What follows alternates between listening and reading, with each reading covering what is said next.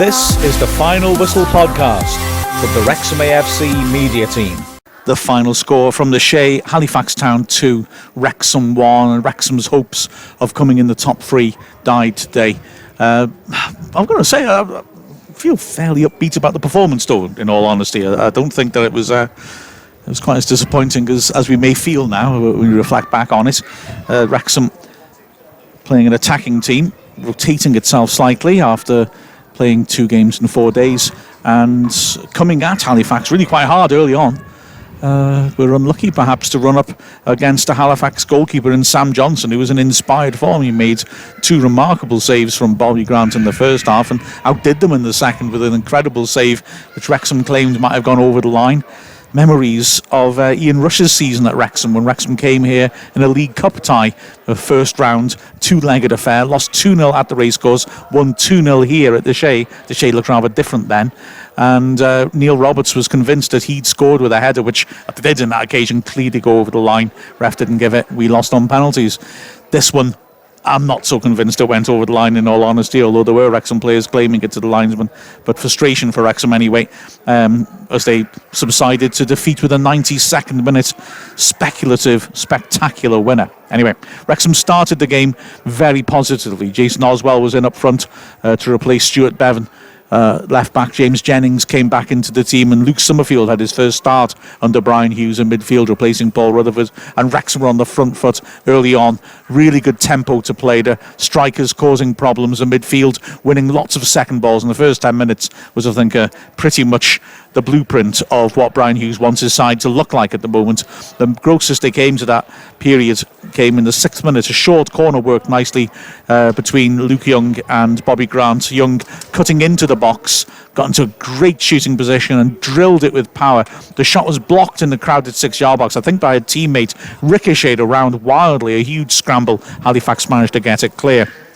Then there was another opportunity with Grant. Now Grant, more than he has done for a while with Wrexham. Well, when he first came to Wrexham, we saw Grant as a right-sided player cut in on his left and cause problems. We haven't seen that much of it for Wrexham. Since we've come back into the team in this new formation, he's looked more threatening like that. And in the 13th minute, and constantly, frankly, in this game, he did 25 yards out, drifting inside from the right. He drilled a powerful shot, which just whistled over the bar. Really good contact. He would get better contact later on in the match.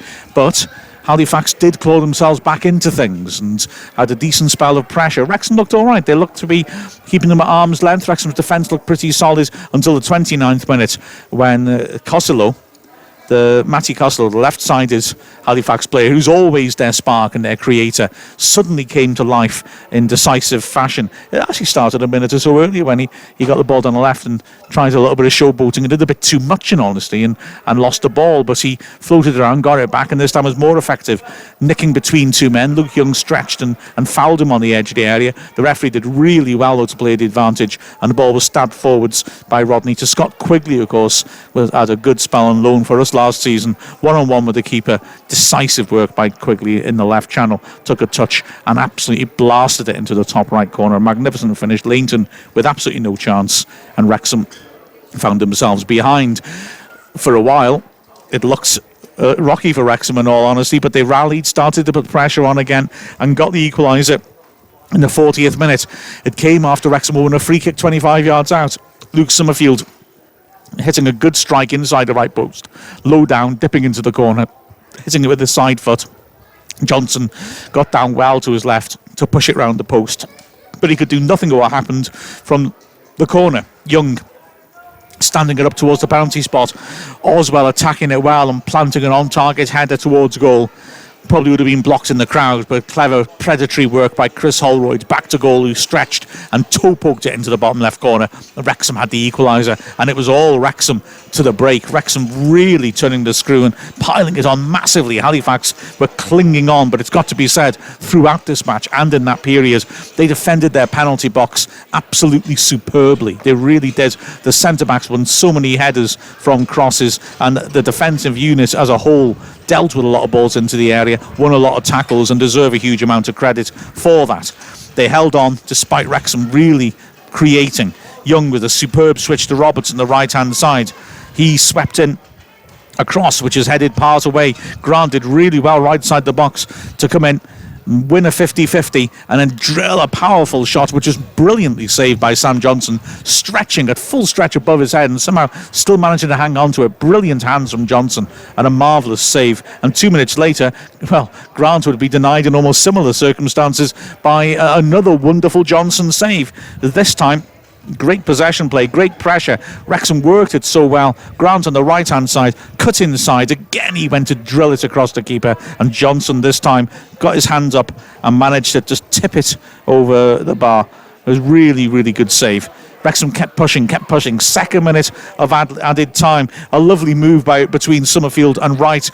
The pitch was horrible. I mean, they played rugby league on it as well, and it is cut up badly. You just couldn't read the bounce of it. It was a very, very nasty surface to try and deal with. So Wright and Summerfield decided to take the pitch out of the equation and went on a really nice move from the halfway line to within 25 yards of goal, with it ball barely touching the pitch, just juggling it to each other. And in the end, Summerfield and Wright whipped in a cross from the left-hand side. Summerfield around the penalty spot, climbing, met it with a header, but couldn't steer it on target, didn't get enough on it, and it went well wide of the right-hand post.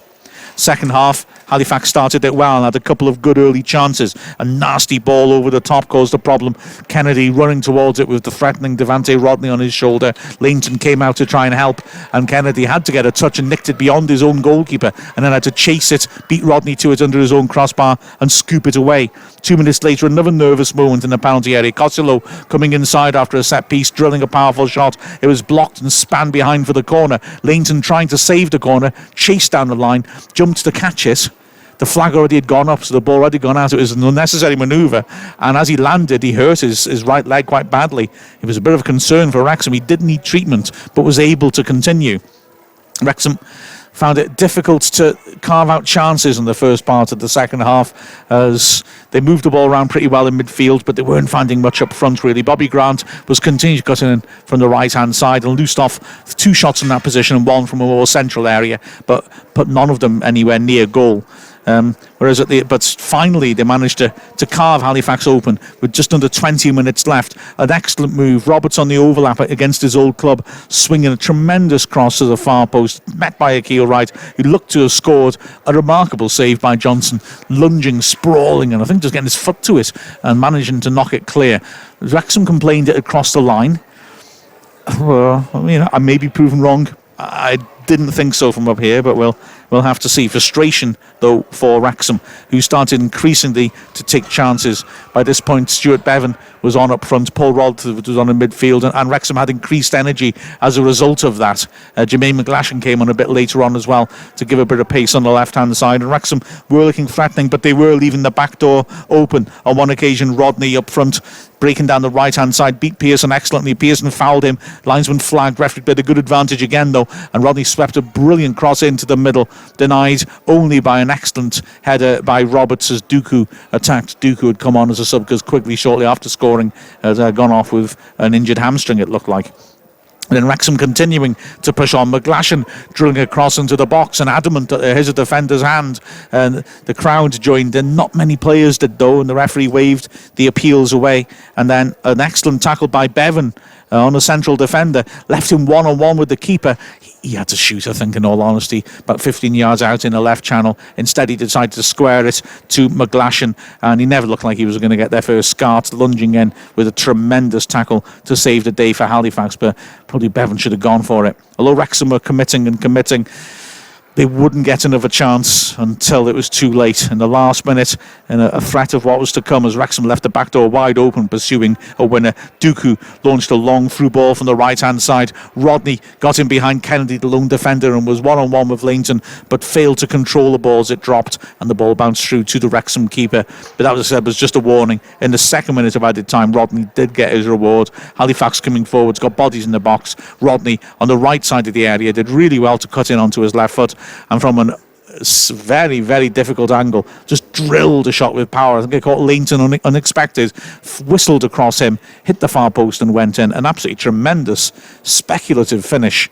And Halifax had their winner To be fair to Wrexham, they kept going. They threw the kitchen sink at Halifax, hurling players up the pitch, and did have one last chance, a free kick on the right-hand side. Grant put the ball in with good shape. Kennedy, a tremendous snap header, standing about 10 yards out from a standing start. Great neck muscles, managed to really get power into his header, and Johnson had to hurry to his left to make the save. But the fact of the matter is, he had to hurry, but he got there. Johnson, throughout the match, got there when he was needed, and Wrexham just couldn't find another way past him. Frustration for Wrexham. They dropped down to 5th, but they are guaranteed that home quarter final.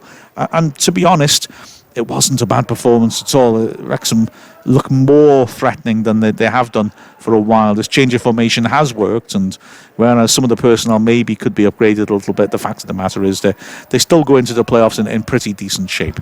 For further analysis of the match, have a listen to what James Harrison and I had to say after the game on. This is the Final Whistle podcast from the Wrexham AFC media team. And there is the final whistle. Halifax Town 2, Wrexham 1. Yeah, it's a frustration for Wrexham. I've got to say, we didn't deserve to lose that game. We had more of the game. We put a lot of pressure on. The keeper's made 3 excellent saves. It's frustrating for Wrexham to lose like that. But the level of performance from Wrexham in the last 3 games and this one has been better than what's led up to that. And although it's a shame that the chance of coming in the top 3's gone now, I think we got to keep perspective here and say that we're playing better now. We're more equipped to take on the decent sides in the playoffs than we were, say, 6 games ago. Yeah, I think, and that's not any spin on it. That's absolutely, you've hit the nail on the head. We are in a better place. We're playing better football. We didn't deserve to lose today. Whether we deserve to win, I don't know. We created some chances, and so did Halifax. But it was a good game. We asked some questions. I loved how he came out the gates. That first 10 minutes was really impressive. Halifax then took some momentum, dominated the midfield for a little bit. We then got the play back, and most of that second half we were asking the questions. It was only as we pushed on, trying to find a winner that we needed to win to get into the chance of getting in the top 3. And Halifax caught us on the break a couple of times and got some valiant defending. It could have been 2-1 a lot earlier. Again, Halifax also, was that over the line, the header? I don't know. It's not to be. It is a playoff position for Wrexham. It's not the automatic one. We'll do it the hard way, but when have Wrexham ever done anything easy? Well, exactly. I mean, it was cruel, that final goal. Really is a tremendous finish out of nowhere, but it was out of nothing really. I wouldn't, on balance of play, I don't think Halifax were really worth the 2 goals, in all honesty. But Wrexham had taken increasing chances, pushing on, leaving gaps at the back because they wanted that winner. And they put in a very good shift on a hot day, didn't they, really? Yeah, hot day, bank holiday. We got a week to rest. We could also play a reserve team next week. Yeah. We know we're playing 4th or 5th. We've got a home tie in that first leg and go into that playoffs with a really big push. It'll be interesting to see what we do next week. Perhaps play a few of the players that have missed out, but it wasn't to be. It's not petered out the season. It feels a little bit like today because we know where our fate in terms of the top 3, but we're still there. There's still life. Our season doesn't finish next week. Exactly. Man of the match. Any thoughts on that? I think Luke Young. You mentioned that he'd done a lot of running. He was integral to a lot of what we did, and I think Summerfield did well in spurts, but you can see he's got tired legs. The defence, I don't think, did a lot to stand out today. I don't think particularly. And the strikers, it didn't quite gel for him up front, but we, individually, they all put a shift in. I think Luke Young, for the team and for his individual performance, he just kept going, had the pass in, and I think he's deserving man of match. Yeah, I completely adore. Started to be the name I'd have come up with as well. He was very energetic, won a lot of tackles, kept the ball moving well, and I think that's absolutely the correct call. That Wrexham's front 3 looked threatening at times. Grant cutting in, looked dangerous, but ultimately we just couldn't find. If only that half-time whistle hadn't gone, because we built such good momentum before the break, didn't we? With 20 seconds left, James. It's a frustration, but we push on. We do push on with those 20 seconds, and all I would say is to all Wrexham fans, make the effort to get to the match next weekend against Harrogate. Cheer on the boys, and let them know the support's there for the playoffs. Absolutely. So Frustration for Wrexham. Back to the studio with the final score, Halifax Town 2, Wrexham 1. This is the Final Whistle podcast from the Wrexham AFC media team.